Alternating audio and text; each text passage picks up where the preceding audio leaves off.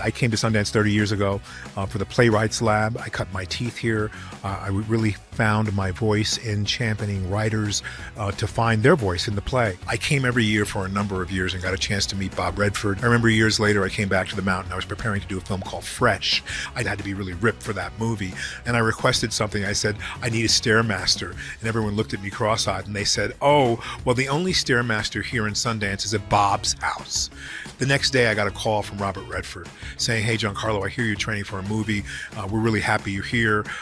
You can come to my house and use the Stairmaster. And sure enough, he left the back door open for me, and I would go and use the Stairmaster in Robert Redford's house. So this just showed me this man's humanity, his care for people, and what they were really trying to do creatively.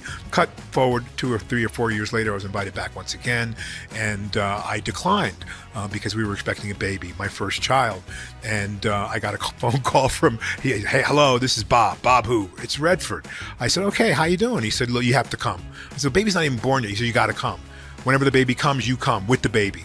And I said, sure, Bob, we'll make that happen. And the baby came, and 10 days later, we got in a car and we drove to Sundance. We blew the motor on the way here.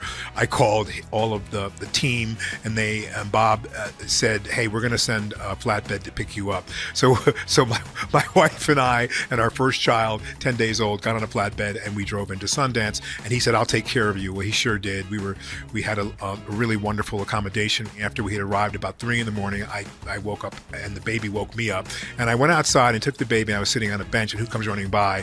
Well, a guy in a red bandana. I didn't know who the heck he was, and he stops. Giancarlo, you made it. And it's Robert and Amy. And so, this means a lot to me, to be in a place where you feel supported.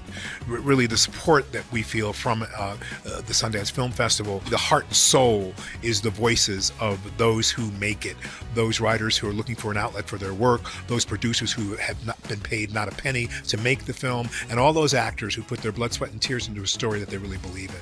So for me, all that's on my mind, having been here from the beginning and having to be so blessed to be here at this juncture in time where I have, a film, The Last Living Pickpocket in New York with Turturro, and a great performance there. Noah Segan, a great director who's directed it, and great producers in Ryan Johnson and his team. It's a very personal story. Sundance is personal.